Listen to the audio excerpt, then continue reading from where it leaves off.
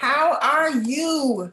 I am Penda James, and I am the CEO of Inscribed Inspiration. And what I do is I assist leaders in transition to get unstuck, execute their goals, and inscribe their legacy. What you are watching is a project that I am calling the Resilience Project. The end result is for me to gather 100 declarations for leaders. The way that I'm doing that is I am talking to people that I care about.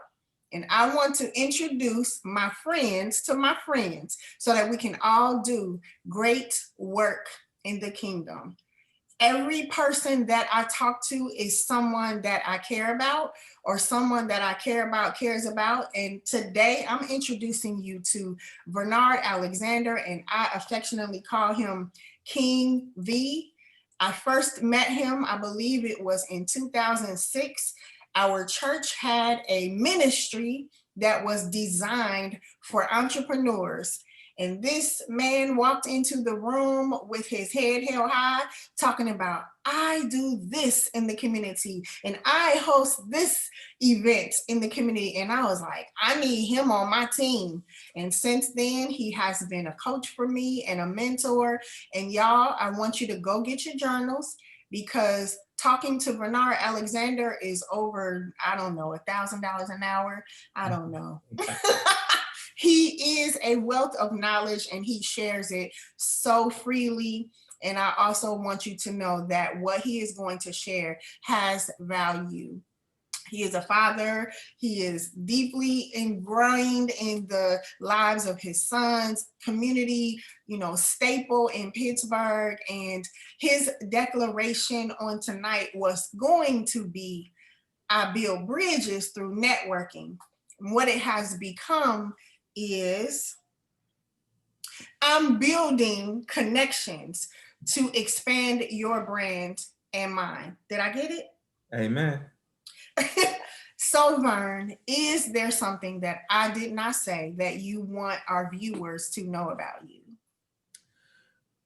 Well, Penda, thanks for having me here this evening. This is an amazing project. I am thankful and blessed to be your friend and to be one of the chosen 100 talented folks across the great nation and maybe across the world who will have an opportunity to participate in a resilience project. So that's it for now.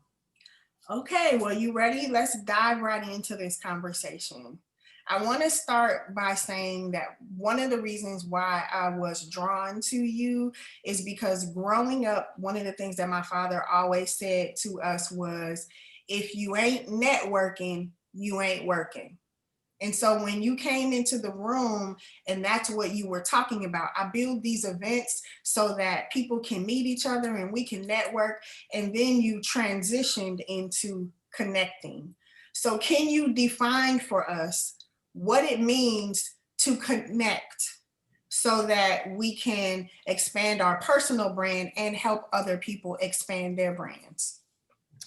Wow, wonderful. And back then I really didn't have the vision that I do now. It was just more so of a dream, and to see how it has grown over the course of the last 15 years have been nothing short of a blessing. So many years ago, one of my supporters nicknamed me the networking king. And it has been a moniker that stuck with me for a very long time. And I still have folks within a community that call me the networking king. And a lot of it was because of my ability to bring people together and to help someone who would have a question or they needed to get a problem solved. And it was mostly around entrepreneurship, but also, within community life in general. And as such, I was dubbed a networking king. And I want to say, I can't remember how many years, maybe 5, 6, 7 years ago, kind of slightly changed that. I'm not sure if you can change your own nickname, but I self-declared myself as the connecting king because there is a huge difference between networking and connecting. So what is the difference? Okay, so networking, everyone knows about networking events. When someone wants to start a business, or someone goes to a school board meeting or a community meeting, and there may be someone in a room that they saw in different places but never had a chance to talk to them. Going up and introducing yourself to that person, that's kind of networking, right? And you try to get to know a person within a few minutes and kind of go from there. What I like to do is take that a step further, and I'm known as a connector. And a lot of what I do is I talk to, oh man, at least on a given day, no less than 20 entrepreneurs who have different things going on in their business or their lives. And so when someone approaches me and they have a pain point, then I go through my mental or my physical Rolodex to see who within my network that I can connect them to help ease that burden. And so, as a connector, I bring at least parties of two or more together. And it's really not always for the benefit of the one person who has the pain point. A lot of times, especially what I teach, is when you connect with something, it's not about what you can get from the relationship. The best type of connections is when both parties or more could realize that there's a win-win relationship. And that win-win relationship may be, hey, I'm writing a book. Who can you I need assistance with someone who's a graphic designer. And so then I may have a couple suggestions of graphic designers who may be able to assist them. And then what I try to do is I try to think about the person who needs help, what their skill set is, and to see if connecting them with one person versus a someone else may kind of align with what the other person may possibly need, so that they're both being a blessing for each other's lives. And I'm not talking about bartering or anything like that. In a lot of cases, currency is being exchanged, but it's also building relationships to a greater good, for maybe potential business opportunities or collaborations down the line. So one of the things that I have learned from you is that it's about building relationships. And so as I hear you talking about the difference between networking and connecting, when you are connecting us in your network with each other, it's based off of the relationship that we have with you, that we trust each other and build our own relationships. And so you make that connection by building the bridge. And for me, I've been impacted by those connections that you've made. Many of my clients have been by a personal recommendation that you've made for me. So I wanted to make sure that I thank you for that. But as I'm listening to you, I saw it and I understood it differently, and I think about us building bridges, but it's all about relationships. Absolutely. Building relationships is key.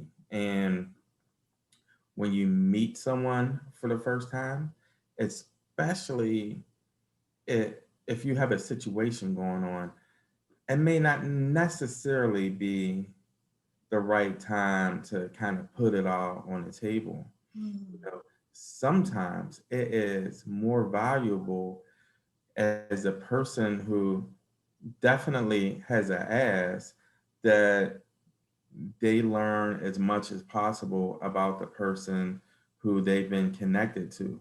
Because, all connections aren't good connections or the right connections or the right connections at the time. So, you know, get to know each other a little bit um, before you ask.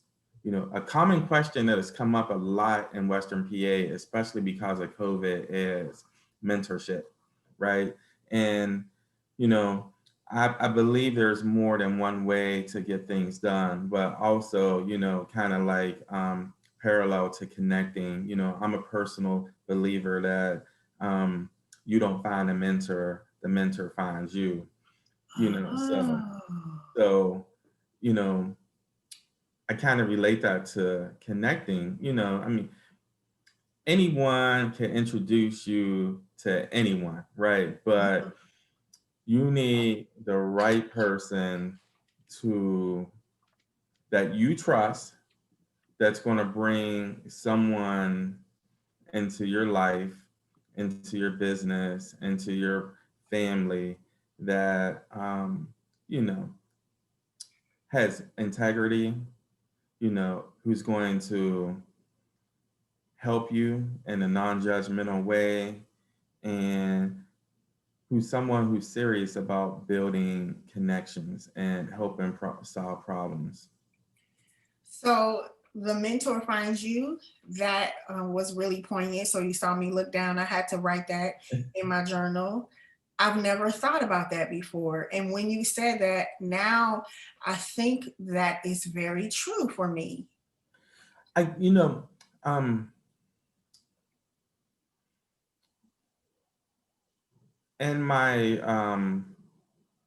professional network, I have access to thousands of startup entrepreneurs, mostly in Western PA, but across the nation, on quite honestly, and a lot of folks who, and it's not a judgment, but I get a lot of requests from people who have never met me, but they may have heard of me. Okay. Most likely they've heard about me through someone else, and they'll ask me to be their business mentor, right? And Okay. so there's a couple of different things with that. You know, I'm a business consultant, so you know, a little bit of what I do is get paid to work with businesses individually, right? And pre-COVID, before there was a shift with my business, I would charge people to sit down with them, and that's how I make my money, right? And so if I don't have potentially have other funding sources, and I have 10 people who reach out to me and they want me to be their mentor, but this is the type of mentorship they want is the type of things I charge for. You know, you don't want to turn everyone away, but you definitely have to pick and choose. So in those cases, the folks who are um, baby entrepreneurs, for lack of a better word, um, they will eventually learn that they're going to have to invest in professional development, whether or not they pay for a coach who they're looking for to be a mentor, or they participate in startup entrepreneur classes, which there are plenty, and Yeah. most of them are free, Yeah. versus me seeing someone out in a community who I have relationship with, may or may not have a relationship with, but I kind of admire what they do. And then like, hey buddy, I love what you're doing, this, that, and the third. I have a few years of experience in entrepreneurship. Would you mind if I assist you in working on this one project? Helping mentor them, helping build them up, helping them gain more connections so that they would bless the next person behind them when they get more experience, when they start generating more revenue and possibly have a few minutes in their life to be a blessing to someone else, to kind of pass down some of that mentorship to the next person. That's good, Vern. I've never really thought about it like that. That's just why I love talking to you, because you know so much and your experience is just so vast. And I don't know if I've ever asked you this question, but how has this become a passion for you? It's always been a passion. It's just that the lines of business have changed. I became passionate about entrepreneurship about 15 years ago almost, when a well-known business in Western PA, which has been around since the 1930s, closed. And when I read, and what is the name of the business? Oh my God, I cannot think of the name of the business. But when this business closed down, which was the Crawford Grill, which was a legacy Oh, business yeah. on a hill district, jazz players from all over the world would come play at the Crawford Grill. And when it closed down in the early 2000s, when I read the article in the New Pittsburgh Courier getting comments of just folks walking in the streets about their opinion on it, the opinion on why the business closed and the lack of apathy by the folks who were interviewed made me want to create a business that would create supports. Um, I didn't know what type of supports at the time, but to create some type of business that would be a support to small businesses that would need help, that would be struggling for whatever reason. And that's how the business got started. And it's been pretty much evolving for the last 15 years. Wow. I don't know if I ever knew that story, but for someone to be so passionate, I don't know if would that be the word that you would say, that you're passionate about connecting and making sure that, we won't say minority business, that's how you started with the minority networking exchange, but now you're working with, small businesses and startup businesses and big businesses, and we're all of different diversities. And so I've never known anybody to be passionate about making those connections. So I think it's a niche that you have. Absolutely. And as many people who know me on the local level know that I'm known as a social media influencer. I have 20 something thousand people who I'm connected to, which is, a lot, I would say, on a local level. And as a result, I have a lot of organizations that pay me to do advertising on my social media pages. And that has turned into a very lucrative part of my business. And the blessing for me that has personally come as a result of the pandemic is, um, I will say this year alone, I have worked with 9 different entrepreneur support organizations, 8 of them in Western PA and one national organization, helping to connect the Wow. folks that I already work with. And Wow. and to a greater audience. So that has been a blessing because even before the pandemic, well, go back 15 years ago when I found out I was going to be a father for the first time. I prayed. I said, God, I want to start a business where I would be able to eventually take care of my family, right? And that's how it started. And then the story about the New Pittsburgh Courier Mhm. and the Crawford Grill was the second step. Um, Pre-COVID, I wanted to find a way where I could get paid without charging my people and helping them at the same time. And when the pandemic started, my second business, which was an event space, was closed for 4 months. And I had a little bit of revenue saved. I knew that I could sustain a space probably for about 5 or 6 months before I had to make, some tough decisions. And I would say probably within about 60 days into the pandemic, I start receiving more and more entrepreneur opportunities as an influencer and as a consultant coach. And as a result of that, the money was so good that I've decided not to charge folks to help them like I was before.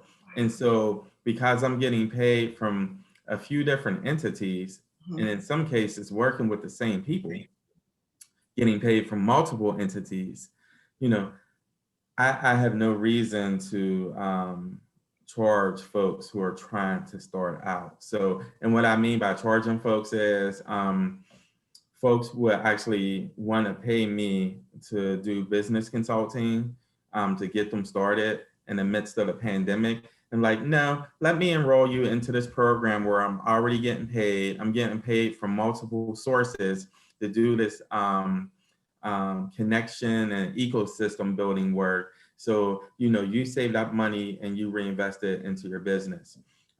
Small businesses used to pay me to for me to promote them on my social media pages. Yeah.